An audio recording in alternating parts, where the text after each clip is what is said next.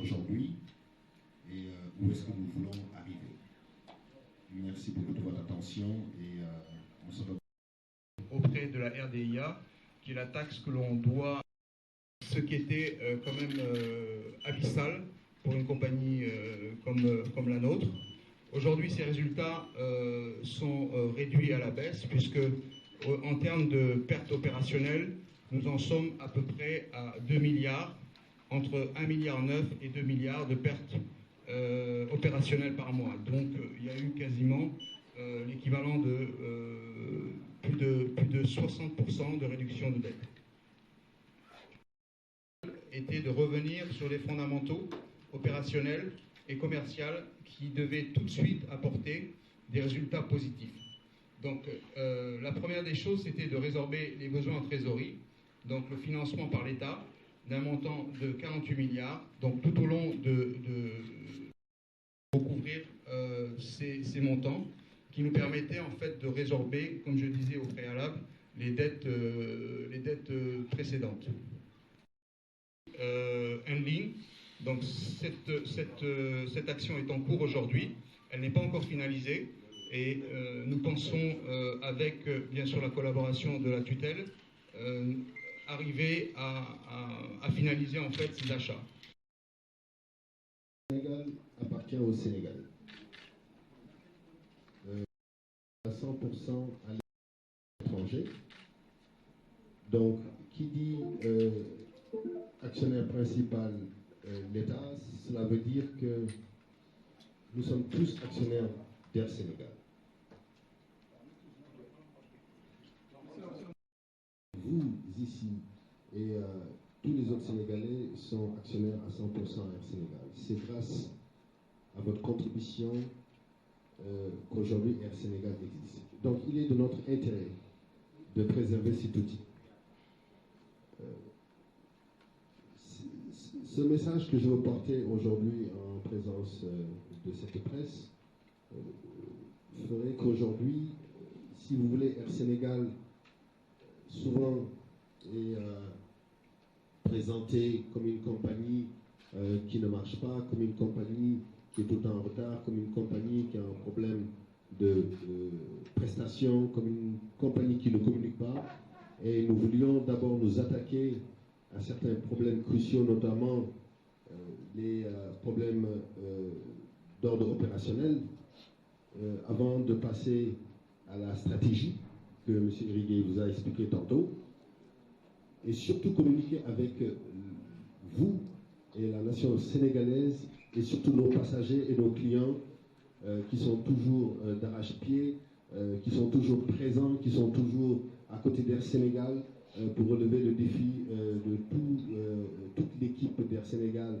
Et j'en profite d'ailleurs pour remercier et féliciter tout le personnel d'Air Sénégal qui sont toujours présents pour développer cette compagnie, qui sont toujours là pour pousser cette compagnie vers justement les horizons meilleurs que Eric Gay tout à l'heure était en train de présenter.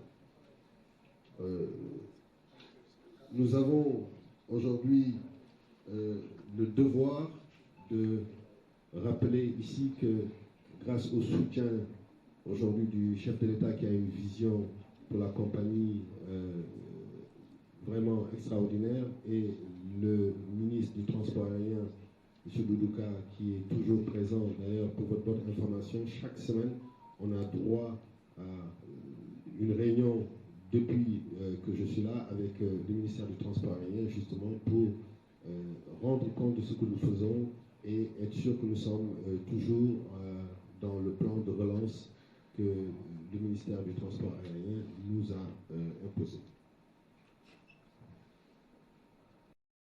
Commencer aussi cette conférence sans remercier et rappeler que si Air Sénégal est arrivé là, c'est parce que derrière il y avait nos prédécesseurs, le commandant Lamine Sow, M.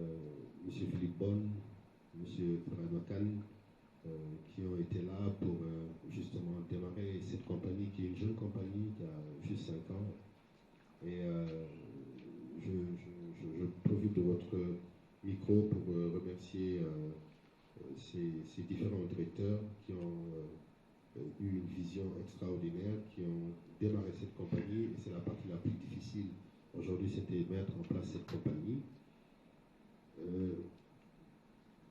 Je voudrais aussi expliquer que quand je dis que c'est une compagnie jeune, mais c'est une compagnie née des cendres de Air Sénégal Sonatra, Air Sénégal International, Sénégal Airlines. Donc, à travers ces compagnies, on a la possibilité d'avancer avec ces équipes qui étaient là. Et juste pour aujourd'hui que les gens comprennent que l'expertise de toute cette équipe vient justement de ces personnes qui étaient à Sénégal Airlines, qui étaient à Air Sénégal International, qui étaient à Sonatra. Et aujourd'hui, comme Eric l'expliquait tout à l'heure, il y a des fondamentaux. Et ce sont ces fondamentaux aujourd'hui que nous poursuivons pour pouvoir réussir le challenge et développer Air Sénégal. Tout à l'heure, M. Hériguet a parlé de 2AS. 2AS est la compagnie, si vous voulez, qui s'occupe d'assister Air Sénégal au niveau de l'aéroport. Le MRO, c'est un centre de maintenance parce qu'aujourd'hui, le centre de maintenance nous permet de faire notre maintenance ici au Sénégal au lieu de faire la maintenance souvent de certains travaux à l'étranger qui coûtent excessivement cher et qui posent un problème d'exploitation.